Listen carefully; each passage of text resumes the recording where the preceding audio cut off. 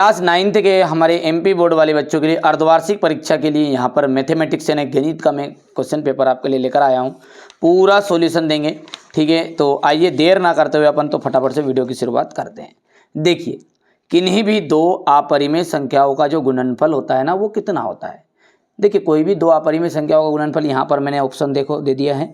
एक बार तो 2 उत्तर आया है, एक बार करनी में 6, और जो करनी के बाहर निकल जाता है उसे कहते हैं परिमेय, और जो करनी के अंदर रहता है उसे कहते हैं अपरिमेय। तो इसका कभी तो अपरिमेय आएगा, कभी परिमेय आएगा इसका आंसर।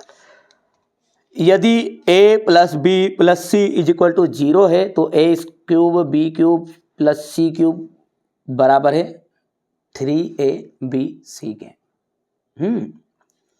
आगे बढ़ते हैं। शून्य बहुपद की घात है, शून्य बहुपद की जो घात है वो कितनी है, अपरिभाषित नहीं है मतलब।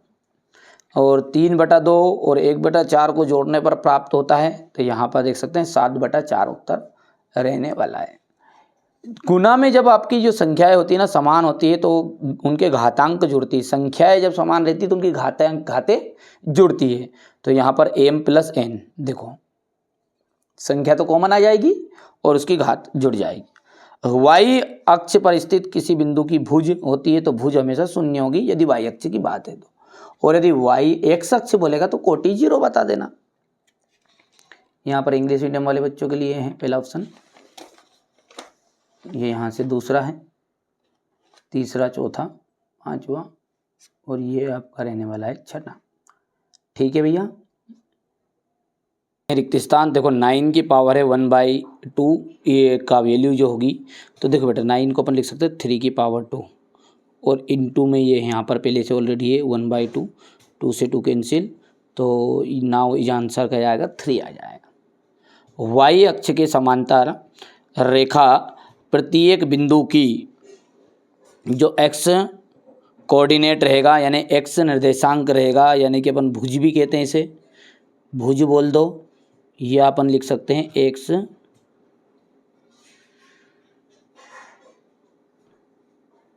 x निर्देशांक समान होती है। सरल रेखा का वहाँ भाग जिसके 2 अंता बिंदु हो, सरल रेखा का वहाँ भाग जो जिसके 2 अंता बिंदु हो वो कहलाता है आपका रेखाखंड, लाइन सेगमेंट, तो रेखाखंड, ठीक है भैया।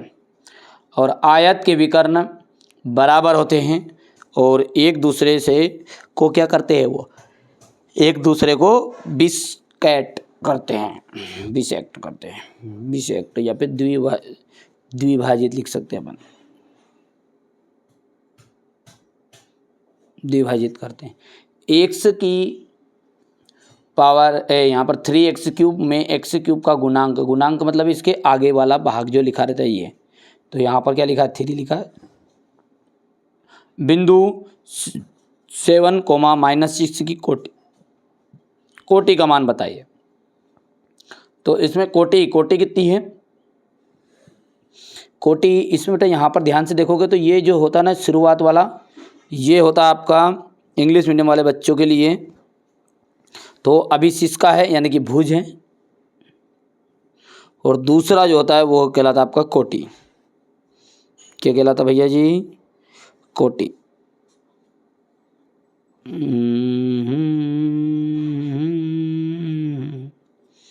यानी ये x की वैल्यू होती है और ये y की वैल्यू होती है, तो यहाँ पर कोटि की वैल्यू कितनी है, -6, ठीक है। अब यदि हम बात करें तो इसकी वैल्यू यहाँ पर तो 3 हो गई है। दूसरे के अंतर्गत हम देखते हैं तो x y एक्सिस था तो x कोऑर्डिनेट लिख सकते हैं आप, COORDINATE कोऑर्डिनेट रह जाएगा भैया ध्यान। तीसरे की हम बात करते हैं तो तीसरा रिक्त स्थान, the part of straight line which has 2 and point that is called line segment।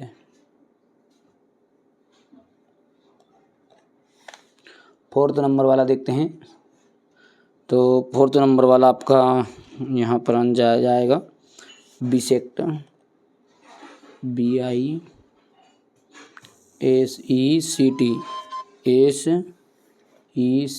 Bisect हो जाएगा।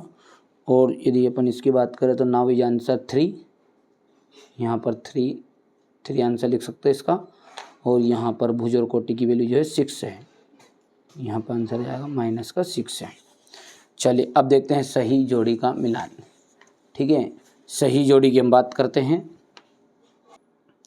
चलिए पहला क्वेश्चन पढ़ते हैं। 3x का 2 से योग, तो इन दोनों का तो योग होगा ही नहीं, क्योंकि ये इसके साथ एक चर है और इसके साथ चर नहीं है। मतलब x वाला होता तो x वाला x वाले के साथ जुड़ता, तो यहाँ पर ये इसका आंसर जाएगा।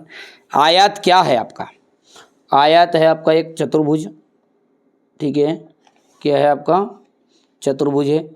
और 3 भुजाओं वाली एक बंद आकृति, 3 भुजा जिसमें उसे कहते हैं त्रिभुज, ट्रायंगल, है ना। तो यदि हम बात करें चौथे की, तो वृत्त का परिमाप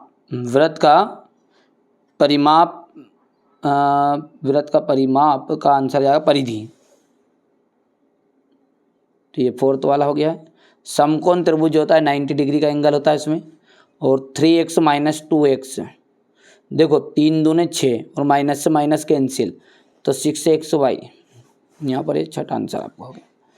चलिए नाउ इज इंग्लिश मीडियम वाले बच्चे देखेंगे। अब यहाँ पर पहला अपन एडिशन करते हैं इन दोनों का, 3x + 2 का, तो 3x + 2 ये हो गया पहला। और दूसरे का आपका जाएगा ये यहाँ पर रेक्टेंगल लीजिए। तीसरे का आपका रहने वाला है ट्रायंगल। और 4th नंबर का आपका कौन सा था? ये यहाँ पर 5th है राइट एंगल, जो होता है 90 डिग्री की ही इसकी वैल्यू रहती है। और 3x - 2x, इन दोनों का इंटू करेंगे तो 6xy हो जाएगा इतना। चलिए अगला देखते हैं। एक वाक्य में उत्तर क्या कह रहा है हमारा, कि ऐसा बहुपद क्या कहलाता है जिसके सभी गुणांक शून्य हों। ऐसा बहुपद क्या कहलाता है जिसके सभी गुणांक शून्य हों, और उसे कहते हैं अपन शून्य या जीरो पॉलिनोमियल्स, शून्य बहुपद। यदि a1/a2 is not equal to b1/b2, तो निकाय का हल होगा, तो एक अनोखा हल होगा, या फिर अपन कह सकते हैं आदित्य हल रहने वाला है। किन्हीं 2 चरों का जो औसत मान है, ठीक है, उसको क्या कहते हैं? तो उसे कहते हैं माध्य।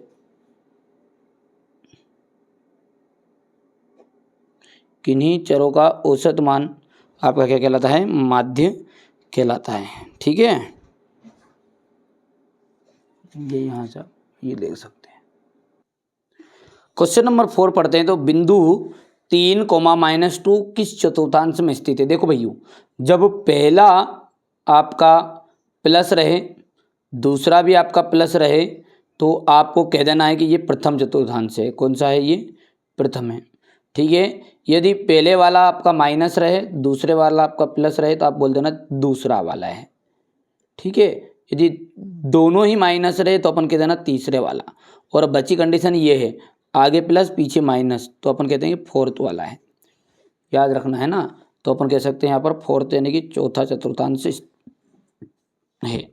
प्रथम 10 प्राकृत संख्याओं का योग, 10 प्राकृत संख्याओं का जो योग होता है ना, उसका फॉर्मूला होता है आपका, यहाँ पर कर देता हूँ मैं, ये होता है आपका SN = n ब्रैकेट में n+1/2। देखो 10 है तो n की वैल्यू 10 है, ब्रैकेट में आ जाएगा 10 + 1 और बटा 2, तो 10 तो वैसा का वैसे हो जाएगा, 10 ने 11 बटा 2। ठीक है भैया, तो 10 ने 11 बटा 2, तो 11 धाम 110 आ जाएगा, या फिर अपन कर सकते हैं 2 पंजे 10, तो 11 पंजे 55, तो ये आपकी वैल्यू हो जाएगी 55। 2 चरों वाले रैखिक समीकरण लिखिए। तो ax + by + c = 0 हो गया। नाउ यहाँ पर अपन इसको देखते हैं, तो इसका आ जाएगा 4th। ठीक है भैया, क्या जाएगा? 4th आ जाएगा।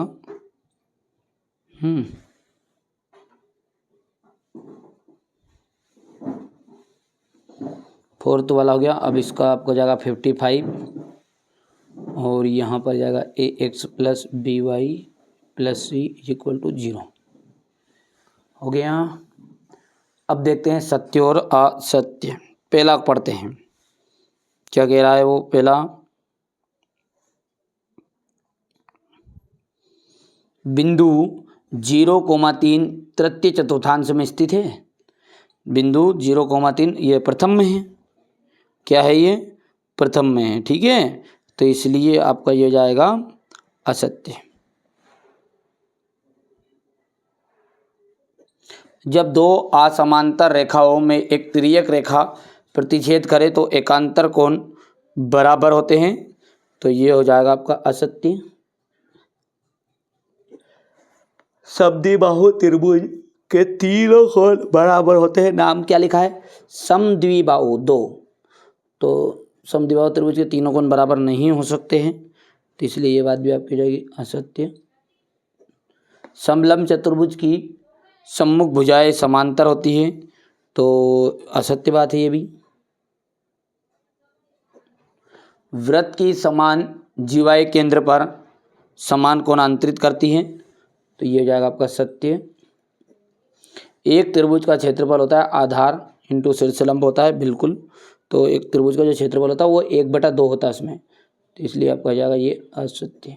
अब यदि बात करें बेटा इसमें, तो आपका केवल और केवल फिफ्थ वाला सत्य है, बाकी सारे के सारे आपके असत्य रहेंगे।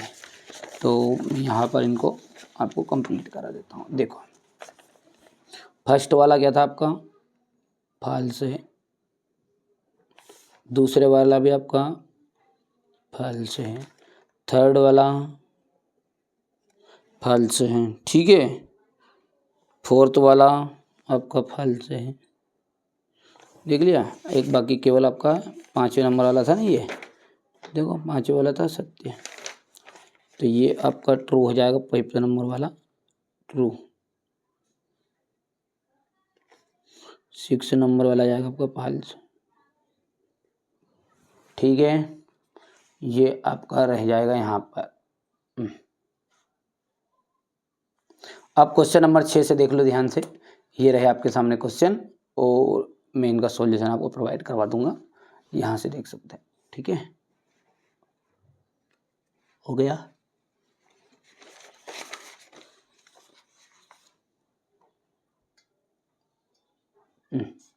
आठवां, 9वां, 10वां, 11वां,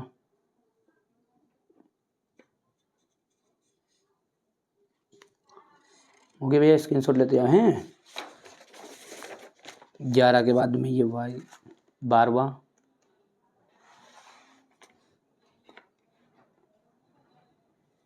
वृत्त की त्रिज्या किसे कहते हैं? ये 13वां, 14वां,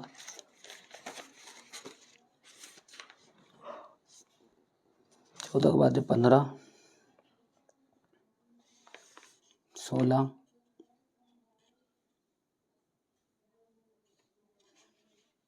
17,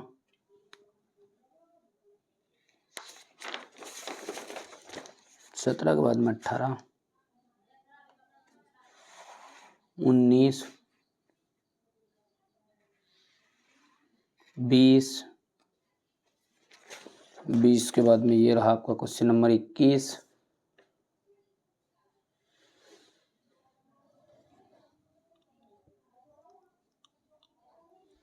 और ये अंतिम आपका 23। तो ये आपका पूरा क्वेश्चन पेपर मैंने आपको बता दिया है। ठीक है।